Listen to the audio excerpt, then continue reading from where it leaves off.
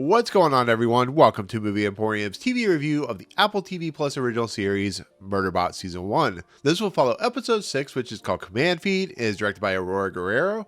Okay, ladies and gentlemen, I'll make my common complaint. This should have been one arc of a episode instead of a part of its own episode. That's just fine. Gonna be my common complaint. It looks like it's the way the series is gonna go.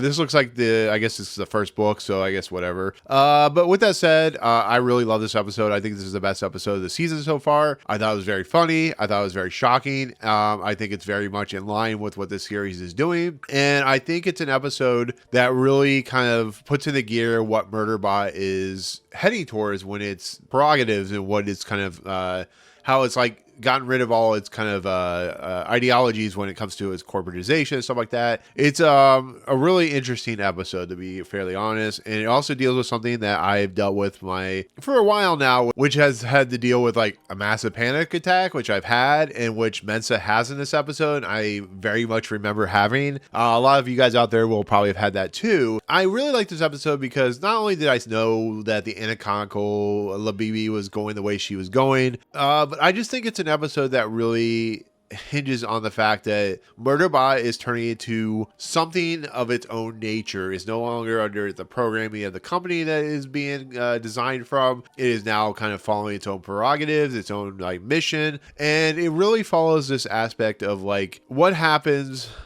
when defective technology really becomes its own sentient being in a lot of respects, so AI becomes like, self-aware, becomes more and more past what the human technology mind can be. But it does it in Murderbot fashion with the simple fact of like Mensah and Murderbot have landed on their planet. They're trying to figure out how to get the ship running, and it's relayed that Murderbot's programming with how to refix the ship has been jettisoned for Sanctuary Moon for 350 episodes or whatever it is. You could tell that Mensah, who's already under a lot of stress from what is going on, is starting to like panic. She's starting to like get really upset. It's really funny because she's like, I'm having a heart attack, and I've felt that. I've been there before myself. I'm having a heart attack, and Murderbot can read vitals. It understands how to, what the, because it's a computer, it's a robot and stuff like that. So it shows Mensah an episode of Sanctuary Moon with, of course, the two characters, John and Joe and stuff like that, and it helps calm her down, and it's really funny. It's really great. It's really interesting. It's really kind of a cool aesthetic to Murderbot's programming and stuff like that. And on top of everything, he's been hit with some kind of printer technology, so it's injected himself into his body, so he's bleeding out whatever oil. I like the simple fact that like it's funny because she's like, I'm gonna help you fix you, and he's like, don't touch me, and he falls to the ground, like he just falls, which is really funny. But it's like stuff like that, and then we learn that he has the ability to fix the ship, but it involves pulling out some wiring outside of his spine, where we get a really cool kind of gross cutting of his spine, and we see like it's a metallic robotic spine. It's not a real spine, so they're able to, he's not feeling anything, he's telling her how to do it. It's really funny and stuff like that, which I really appreciate. But they're able to reprogram the ship and able to fly it away to go back to their home base. But what I like about this thing is how Sanctuary Moon as a TV series is starting to, like a kid who watches a lot of like cartoons or watches a lot of, programming, Bluey now, but back in the day it was like Tailspin and stuff like that. We find out that because Murderbot is starting to expand its kind of scope of reality, it starts to believe the stuff on Sanctuary Moon.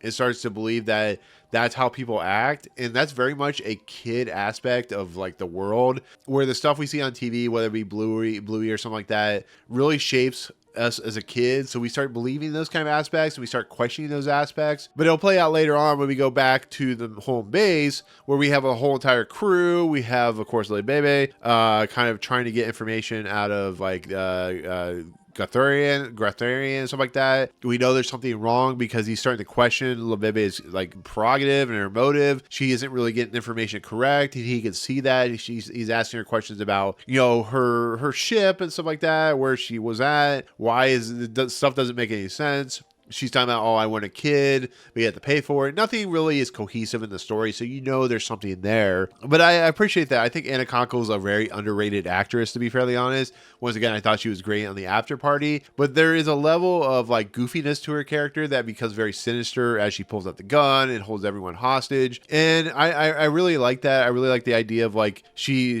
talks to one of the person that almost got eaten by the creature or whatever, and how that's affected her, the PTSD, you know, the couple and stuff like that. It really is a sense of like manipulation and stuff like that, and it's kind of the nature of when, you know, Lebebe of course takes hostage all the individuals, and you could tell she's the one that planted the explosives on the satellite system that exploded at the end of the last episode. You could tell that she reprogrammed the robot, the one that attacked Murderbot. So where she is and who she is about to be revealed until Murderbot shows up. It gives her a warning, and she doesn't comply. She of course takes Garathian hostage, and she's shot in the head, like I just said.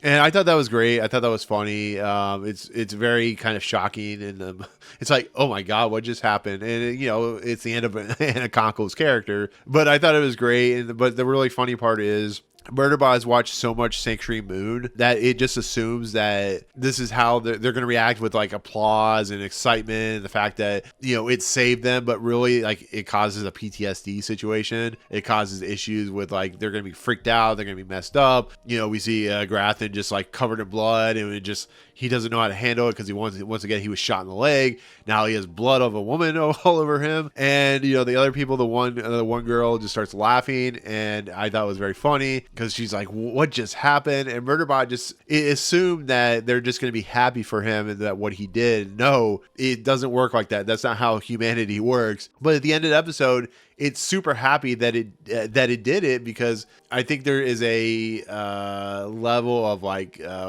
I don't want to say awfulness, but just dark streak to its like programming. And I think as the episode moves along, once again, I have not read the book, so I don't know how it goes, but I think there's going to be a level of sinisterism and stuff like that. And we've always heard like the sarcasm that comes out of Murderbot's mouth, or his thinking and stuff like that. But I just like the fact that, you know, Murderbot just goes, it liked what it did. It liked that it took Lebebe out and stuff like that. And I don't know, I just really appreciate what this episode did. I think it's very funny. Once again, it could be part of one singular episode, maybe 3 episodes combining together. It really is just a part 2. And that it really helps the last episode be much, much better. And yeah, I like this episode a lot. I think it's the best episode of the season so far. I don't know how, you know, 7, 8, 9, 10 are going to be, but overall, you know, it's a well put together episode with a lot of fun and entertainment. And yeah. So with that said, for my final score, I'll give it a 9 out of 10. Once again, the reason it doesn't get higher scores is just because it's just half an episode, to be fairly honest. But 9 out of 10 is where I lean on this episode. And yeah, that's my take on season 1, episode 6 of Murderbot, which is called Command Feed. Anyways, thank you so much for watching. In those comments below, what did you think of this episode? Did you like it? Did you not like it? Tell me why. But if you like what you see on the channel, hit the subscribe button to join Movie Emporium. Hit that notification bell top to find what's coming next. If you like this video, awesome. Hit that like button. As always, we'll see you guys on the next episode. Peace out, guys.